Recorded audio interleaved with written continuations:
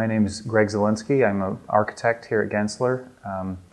We're a global design firm, does everything from graphic design to the planning of cities and design of skyscrapers and stadiums. So we've had an office in DC for about 50 years this year.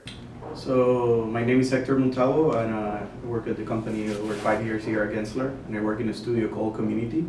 Each city in our firm had to look at the unique opportunities and constraints for their particular place and come up with a solution or speculative proposal about how to make a great public space in their city.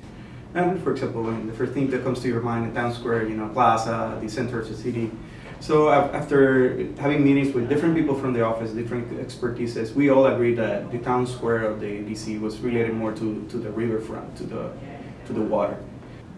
We have a very one-sided waterfront in this city, even in the places where we do have active nodes like Georgetown. The Roseville Island. It's an island that everybody, you ask them, because we did a lot of interviews when we were doing this for the people, tourists, locals, etc.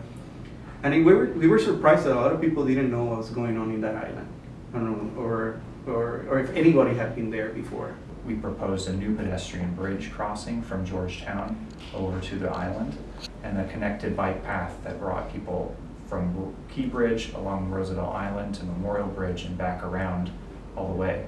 You can get out of the main grid of the city very easily without not too much effort. So I think that pedestrian bridge can give something to the community. There was other stuff that are, like we know the bridges in DC are beautiful, and we can find ways to use those spaces in a different way. And so the idea was to say, okay, let's make a place for pedestrians that would be more welcoming, more friendly, and actually with these platforms start to create places on the bridge where people could stop and interact with the water, either take in the view, take some pictures. We interviewed people and said, okay, what's that building you see over there? Oh, that's the Kennedy Center. So they're standing on the Georgetown waterfront, you see the Kennedy Center. Okay, well, how do you get there? And it's funny to hear the answers is that people think about it for a while and then they scratch their heads and they say, well, I guess I'd take a taxi. So part of the Thompson boat rental idea was that there was actually a green roof that decked over the boathouse that created that continuity from Georgetown waterfront walking along the water to go up and over the boathouse to get over to the Kennedy Center. We made some stairs that comes down from the Kennedy Center and has a relationship with the water, because Kennedy Center is in the water, it's an object that you can see, but actually there's no program that connects to the water. Bridging over the road and having their elevated deck actually step down to the water as a performance space.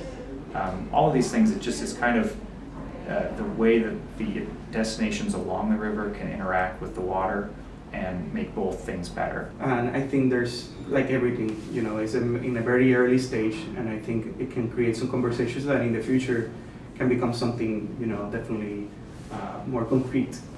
We're hopeful that at some point something will happen with it. We continue to work on new ideas and talk about these ideas as we go, and we'll see.